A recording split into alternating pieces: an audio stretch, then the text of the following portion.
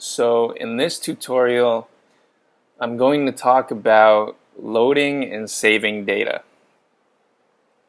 So a lot of the time when you're doing data analysis, your data is going to be passed around in files that you might download off the internet or stored on your hard drive or something like that.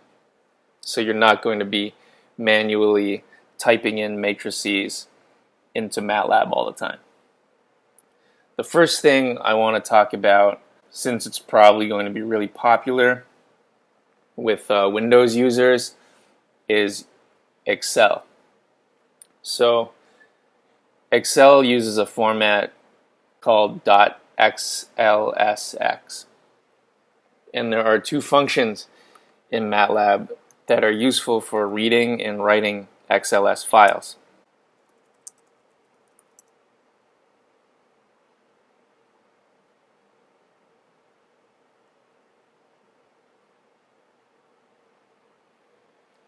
Okay, so if you type in help XLS read, you can see the documentation for the XLS read function. There's also a function called XLS write that you may want to look into. So the reason I'm not going to cover XLS read and write in this tutorial is because, first of all, it's not perfect. So I'm on a Mac, so I used Google Sheets to export an XLS document.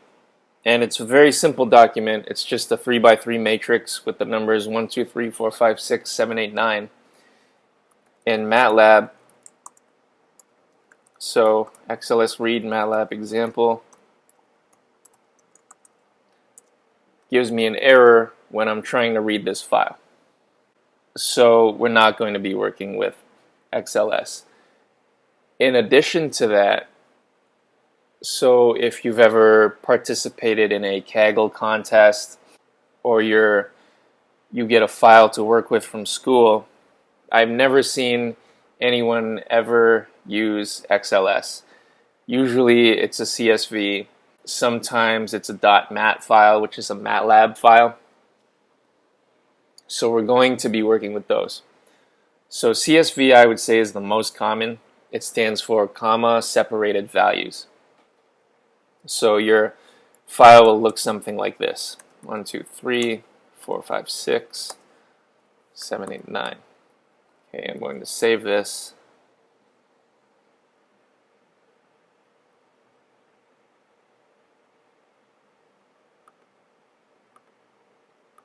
CSV example.csv.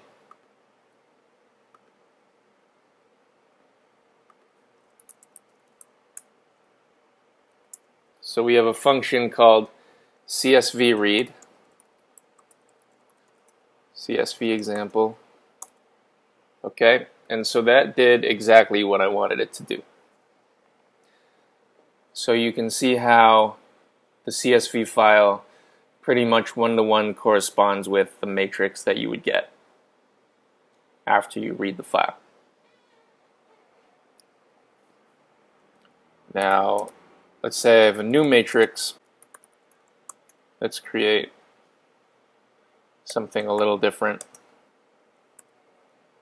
Okay, so just 5s along the diagonal. I'm going to call CSV write be another .csv. So I did it backwards because I didn't know.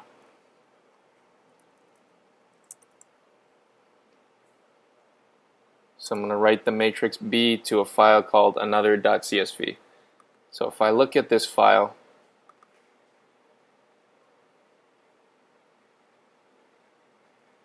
alright, so when I double click it, MATLAB gives me kind of a CSV editor.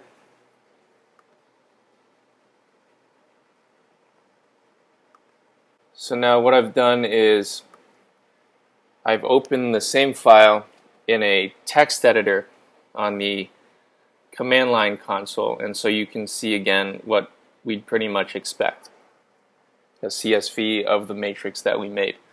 So that's the nice thing about CSVs is they don't just work with MATLAB, they work with many other types of programs. It's just a plain text file. So now the other way that we can read and write files is the .mat file, which is MATLAB specific.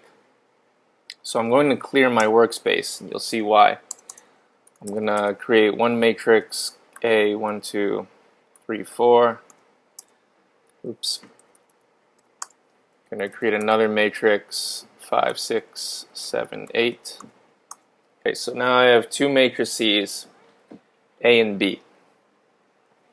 So now what MATLAB lets you do is it allows you to save your entire workspace all into one file.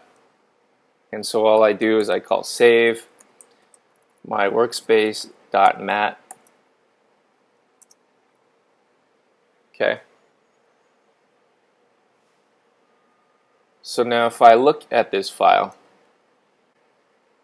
so I open this .mat file in a text editor, notice how it just shows me a bunch of garbage. So this is binary data specifically for MATLAB. So that's why you might prefer to use CSV, so you can be cross-platform or cross-program. Okay, so I'm going to clear my workspace again, and I'm going to call load my workspace.mat. And so what load does is it just reloads your entire workspace that you saved into the .mat file. And so that could be useful if you don't want to save every variable individually into their own CSV. What you can do is you can, if you don't want to save all the variables, you can pick specific ones. So let's say I create another matrix C, 9, 10, 11, 12. Okay, so I have variables A, B, and C, but I only want to save A and C. So I'm going to give it a file name, ac.mat. I'm going to pass in, so you can't pass in the variable, you have to pass in the name of the variable. So I'm going to pass in A and C. I'm going to save it. I'm going to clear my workspace.